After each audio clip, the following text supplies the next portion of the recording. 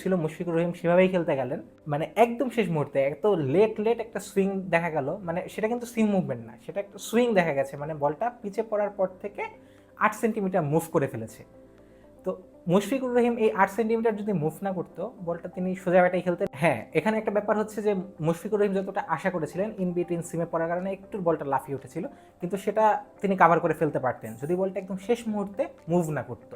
কিন্তু শেষ মুহূর্তের ওই যে সুইং করে বেরিয়ে গেল, সেটাই মুশফিকুর রহিমকে বাধ্য করলো বলটাকে খোঁচা দিতে।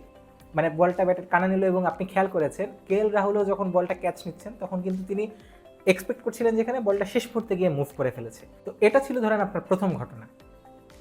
সেকেন্ড টেস্টে যদি আমরা ফার্স্ট ইনিংসে ফেরত আসি, সেকেন্ড টেস্টেও ঠিক সেম লেন্থেই তিনি বল করেছিলেন মুশফিকুর রহিমকে। মানে ভারত প্রথম ঘন্টায় সেদিন ৮০% বল করেছে গুড লেন্থে, এবং সেই দিন আমরা দেখতে পেয়েছিলাম যে আকাশদীপ এবং জাসপ্রীত বুমরাহ বল করছিল, তো প্রত্যেকটা বলই তারা গুড লেন্থে ফেলছিলেন। এবং